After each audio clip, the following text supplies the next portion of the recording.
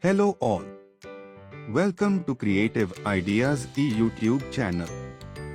I am here to explain you about basic of electronics and programming thing. Come with me to learn creatively and innovatively. Let's go to the video.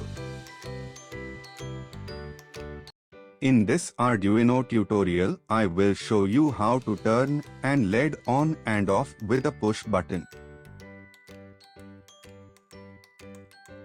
First, we will power on the LED when the button is pressed and power off the LED when the button is not pressed.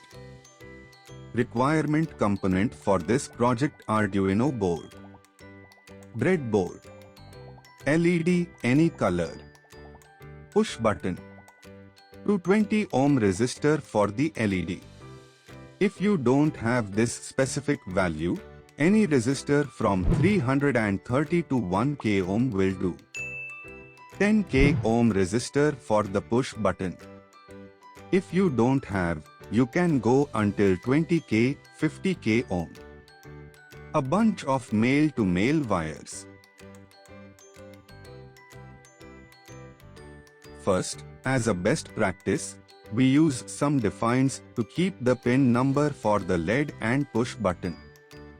That way, if you have used different pins than I, you just need to modify those two lines. Also, in the future, if you want to change the LED from pin 8 to pin 11 for example, you can modify this line without touching anything else in the code.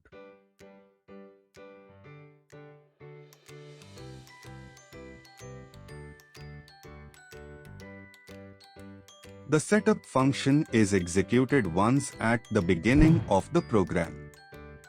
This is the perfect time to initialize our pins with the pin mode function. Output for the LED, as we are going to write data to it. Input for the push button, as we are going to read data from it. This function name is if statement function.